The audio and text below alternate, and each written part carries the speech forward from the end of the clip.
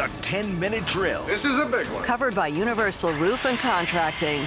The difference is Universal. On 1010XL. Let's go, let's go, let's go. Hit it. Yeah! Freelance writer Alex Gomez feels like Steve Sarkisian will be the next coach at Mississippi State. Well, we better bring moonshine. We'll see. Steve Sarkisian. In other news, the Mississippi State social function just got a whole lot more fun. What's Coach going to do this week? Oh, dear. Come on now. This is Sports Concepts and Rationalizations coming your way. We call it the 10-minute drill. We do. At the end of it, we're going to hand out a lovely gift. Beef, what are we handing out today? We're going to make someone's day with a floral arrangement from our friends at Kuhn Flowers. Okay. Our friend Gil Brandt with the I love Gil NFL Brandt. Network, right? And NFL.com is a legend, a Hall of Famer, right? Hall to of the Famer. Hall last year. Well, he has penned a column, given his senior analyst perspective on Tua Tagovailoa and where the best fits are.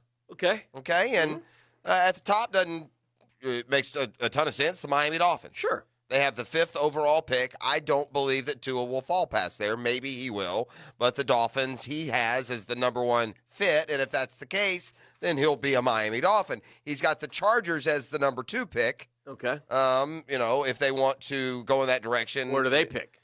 I'm trying to see exactly where that is. 6th overall. Okay. So they pick number 6. So Dolphins, Chargers, bang, bang. Bang, bang. But then, interestingly, he has the 3rd best fit for Tua Tagovailoa going to the team that picks 9th this year. Do you know who that is? It's us. Yeah, it's the Jacksonville Jaguars. So,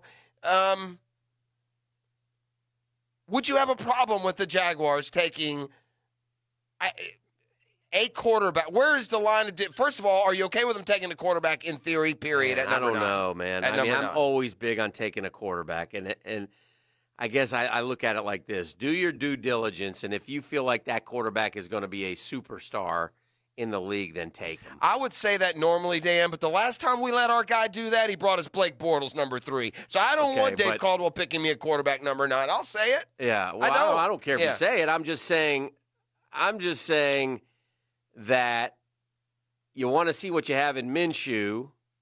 You have Foles, who you're with again, and you got to decide, I feel like, again, what I don't want to have happen, what I'm so tired of around these parts, and this goes back now, I almost want to say, look, there's a statute of limitations on the we could have had line. We could have had Russell Wilson forever. Well, we moved on that one, and now we go with the Deshaun Watson, Patrick Mahomes, and now we're into the Lamar Jackson. Yeah.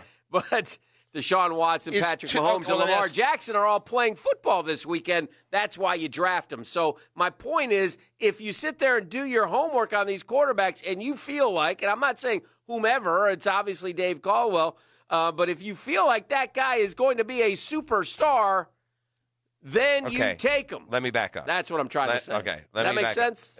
What you said made perfect sense, but it did answer my question. So I'm going to back it up, and I'm going to try it again. All right. We're talking about the 9th pick. I'm not talking about suggesting what a 5th rounder would do. Would you, Dan Hicken, if Tua was there at 9, take him in his now you're saying, would you, Dan Hicken?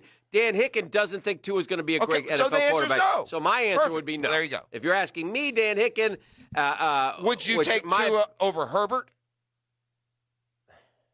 Yes. I'm not big on Herbert 9? No. Oh, no, you say you take Tua No, over. I don't like, I don't like, I'm not, I'll tell you one.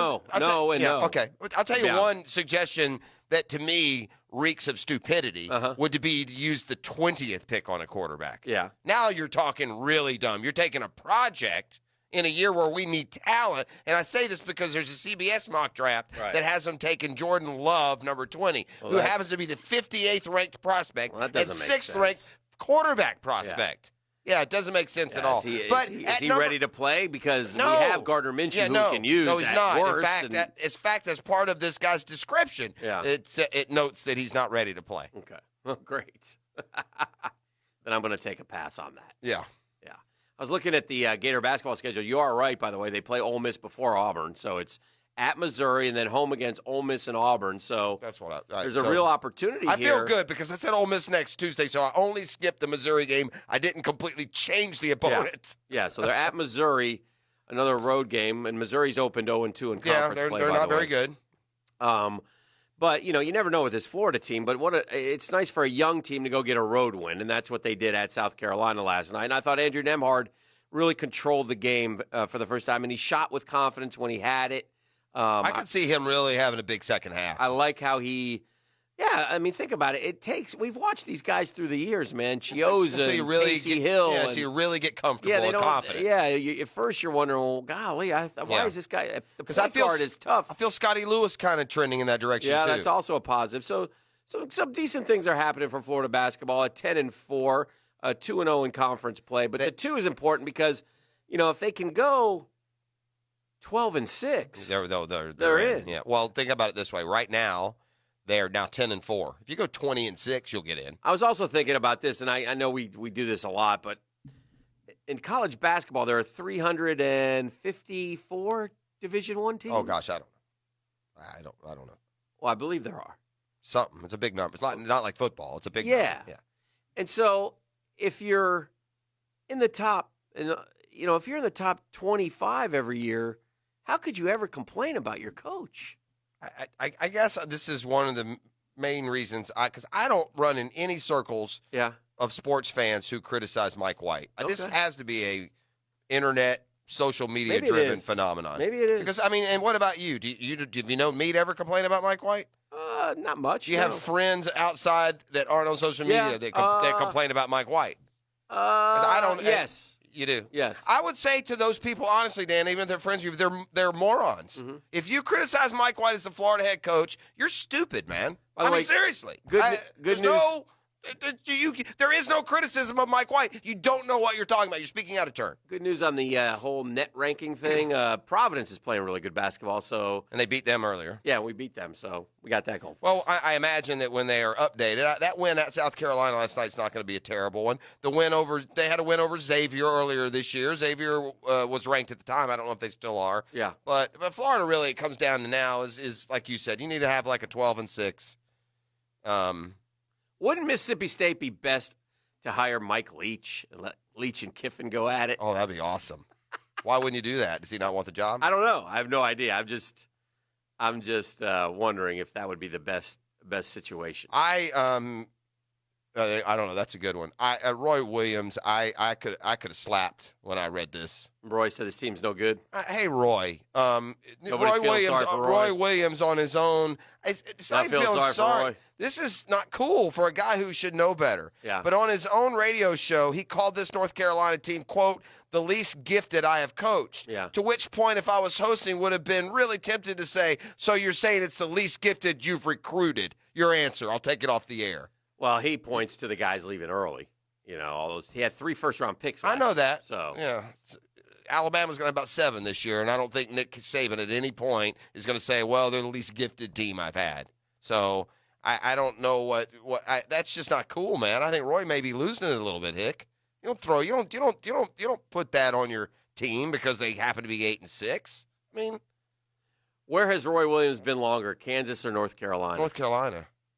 Yeah, by a mile probably. I don't think it's by a mile. I don't know if he was really at Kansas all that super long, was he? 1, 2, 3, hold on, 4, 5, 6, 7, 8, 9, 10, 11, 12, 13, 14, 15 years at Kansas. Oh, really? Yeah. Probably pretty close then. And he never won, right? No, they lost to Duke in the title, and they won, didn't he? Oh, that was Larry Brown, wasn't it? He didn't win. That was Larry Brown that won. This is his 17th year at North Carolina. So barely. Wow. And he's won 3 at North Carolina, right? I just say you're too good, Roy. Good coaches have down years. Don't tell your team flat out you guys don't have any. You're not gifted. Yeah. Hey, I'm sorry, guys. We're not very talented, but go play hard for me tonight. It just didn't sit right with me. He lost the title game twice at Kansas. Yeah. That's where never got it. And at the last one, he must have lost the last one because that was Syracuse, right? Beat him. He lost to Syracuse. The lady before reporter, who was it? Bonnie Bernstein, probably. Maybe? Said, "Hey, Roy, I got to ask you. North Carolina's cussed, out there. didn't he? Yeah, I don't give a bleep about North Carolina right then now." took the job. Yeah. Then he took him and Butch Davis. Butch Davis. Well, that was This one was anyway, this one we knew he was going. Yeah, I would agree with that. And she had to ask him. It was fine. But anyway, yeah. So 15 years at Kansas, 17 years. How old is he? In the 70s? He has to be, doesn't he? Right. That's 30.